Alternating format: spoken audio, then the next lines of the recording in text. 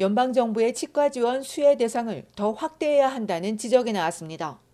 캐나다 정책대안센터는 자녀를 둔 가정의 절반이 넘는 59%가 연소득이 9만 달러가 넘는데 정부가 이 기준을 9만 달러에 맞추다 보니 치과 지원이 필요한 440만여 명이 소외되고 있다고 설명했습니다.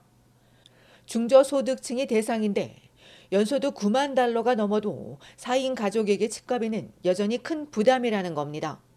또한 물가 상승 등으로 연소득은 오르는데 이를 반영하지 않는다면 수혜자는 계속해서 줄어들 수밖에 없다고 덧붙였습니다.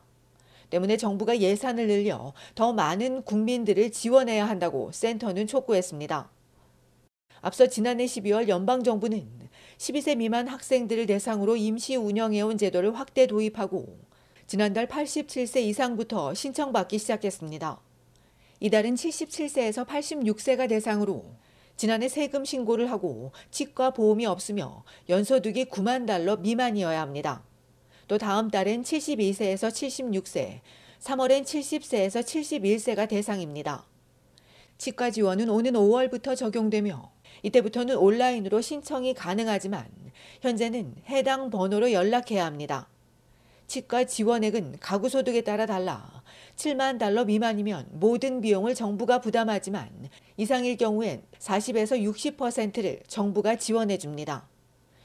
정부는 내년에 프로그램이 완전히 시행되면 최대 900만 명의 혜택을 받을 걸로 기대했습니다.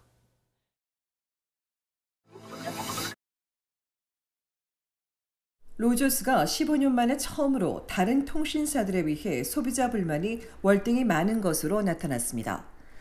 캐나다 방송통신불만위원회에 따르면 2022년 8월부터 지난해 7월 31일까지 휴대전화와 인터넷, TV 등에 대한 불만 14,600여 건이 접수됐습니다.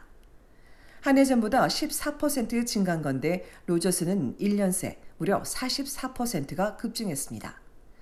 이전까진 벨 캐나다에 대한 불만이 가장 많이 접수됐는데 그 순위가 바뀐 겁니다. 로저스에 대한 불만은 전체 불만사항 5건 중 1건으로 20%를 차지했습니다.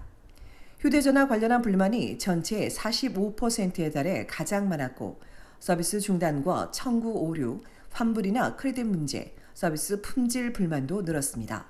전체의 16%인 벨 캐나다의 경우 회사에 대한 불만이 44%로 가장 높았고 휴대전화와 인터넷에 대한 불만은 이전보다 감소했으며 이외에 요금 청구 등도 있습니다. 텔러스 불만도 43% 급증하며 전체 12%를 차지했습니다. 로저스와 마찬가지로 휴대전화 불만이 57%를 차지했고 인터넷 고객이 줄었는데도 불만은 더 늘었습니다. 이 밖에 파이도와 버진 플러스, 쿠도 등 자회사들을 합해도 불만 순위는 여전히 로저스, 벨, 텔러스 순입니다. 전체적으로 휴대전화와 인터넷 불만이 가장 많은 가운데 여러 불만 이유 중에선 요금 과다 청구가 40%로 가장 많았습니다. 이어 서비스 불만 30%, 계약 관련 27%, 크레딧 매니지먼트 불만도 있었습니다. 또 로밍 요금 불만이 2년 연속 2배로 늘자 연방정부는 지난해 로밍 요금을 인상한 벨과 텔러스에 대한 조사를 캐나다 방송통신위원회에 요청하기도 했습니다. 이런 가운데 올 들어 로저스가 비약정 고객의 휴대전화와 인터넷 요금을 올린 가운데 벨도 다음 달 휴대전화 일부 가격을 올릴 예정입니다. 한편 지난해 4분기 스피드 테스트에서 벨 인터넷이 국내 6곳 가운데 가장 빠른 것으로 나왔습니다. 다운로드는 벨, 로저스, 텔러스, 업로드는 벨, 텔러스, 로저스 순입니다.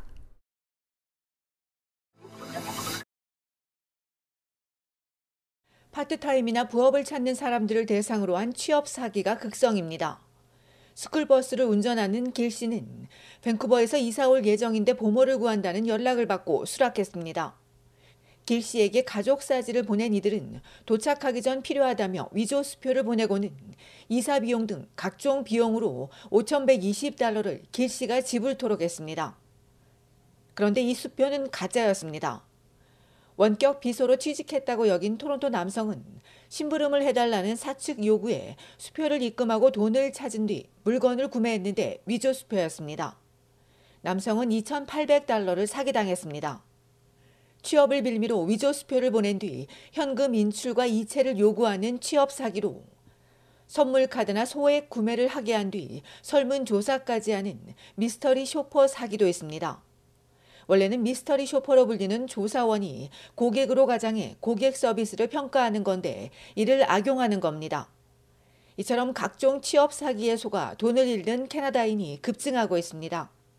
캐나다 사기방지센터에 따르면 2022년 720만여 달러이던 취업 사기 피해액은 지난해 무려 2,770만여 달러에 달하며 이전 10위에서 4위까지 올랐습니다. 이 센터는 범죄자들이 수표가 현금화되기까지 걸리는 시간을 악용 사기 행각을 벌이고 있고 은행에서 보상받기도 쉽지 않다며 각별히 주의해야 한다고 강조했습니다. 센터는 절대로 수표를 받지 말고 미리 돈을 보내지 말아야 하며 문자나 이메일로 오는 채용 제의는 믿지 말 것을 조언했습니다. 또 구인 사이트에서 간병인과 행정보조, 데이터 입력, 미스터리 쇼퍼 광고를 보면 의심부터 하고 상세한 개인정보는 입력하지 말 것을 당부했습니다. 신분 도용이 악용될 수 있기 때문입니다.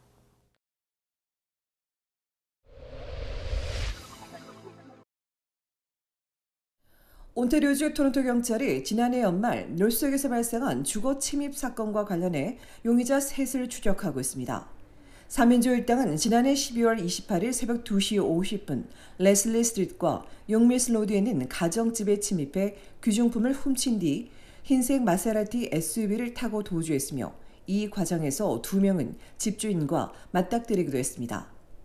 범행 당시 폐쇄 회로에 찍힌 용의자 3명의 이미지를 공개한 경찰은 보통 체격인 2명과 마른 1명을 찾고 있다며 파란색 후디 재킷과 흰색 기호가 있는 검정색 재킷 그리고 흰색 후드 스웨터와 검정색 재킷에 검정색 마스크를 쓴 인상 차기를 공개하고 이들에 대해 알고 있는 시민들의 적극적인 제보를 요청했습니다.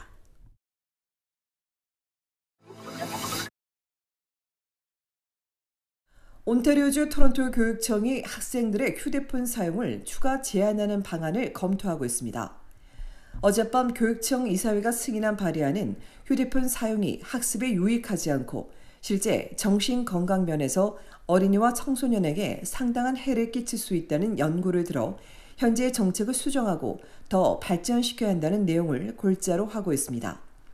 소셜미디어와 스마트폰 사용 환경이 급격히 변하면서 교실 내 휴대전화와 모바일 기기 사용이 학습을 방해하고 수업에 영향을 미친다는 우려가 커지는 만큼 다른 지역의 모범 사례를 검토하고 교사와 교직원, 학생, 지역사회 구성원들의 의견을 수렴해 필요한 부분은 구축하고 학교에서의 휴대폰 사용을 현 시대에 맞게 보다 구체적으로 개선할 필요가 있다고 이사회는 전했습니다.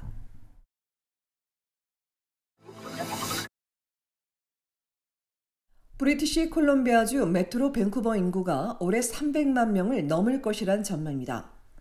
BC주 인구 추정치에 따르면 메트로 밴쿠버 지자체 인구가 올해 말까지 302만여 명에 달하고 2041년엔 400만 명을 돌파하며 현재는 밴쿠버 인구수가 가장 많지만 서리 인구가 급증하면서 2029년엔 밴쿠버를 제치고 1위에 오를 것이란 예측이 나왔습니다.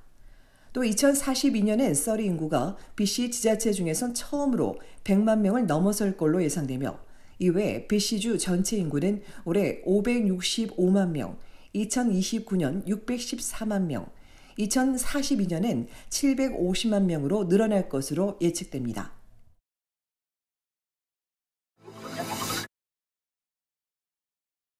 온타리오주 토론토 한인회가 다음 달 10일 놀스역 멜라스먼 광장에서 설날 행사를 진행합니다. 영 놀스역 BIA가 올해 처음 개최하는 빛축제 개막일에 우리의 고유의 문화를 선보이는 자리로 한인회는 이날 여러 한인 단체들과 함께 한국 무용과 난타 공연, 태권도 시범을 선보이는 동시에 겨울철 길거리 한국 음식과 아이들을 위한 문화 체험을 진행할 계획입니다. 빛축제의 첫 토요 문화의 날, 한국 문화를 선정해준 주최 측에 감사를 전한 한인회는 우리 설 문화가 널리 알려져 한국인의 자부심과 위상이 높아지도록 노력할 것이라며 많은 성원과 참여를 부탁하고 한복 착용을 통해 한국의 미를 알리는 시간이 되길 바란다고 덧붙였습니다. 놀수역 빛 축제는 다음 달 10일부터 3월 10일까지 한 달간 열리며 설날 행사는 10일 오후 5시부터 밤 10시까지입니다. 한편 이번 한인의 설 행사에 대한 기대도 있지만 한겨울 추위를 우려하는 목소리도 나오고 있습니다.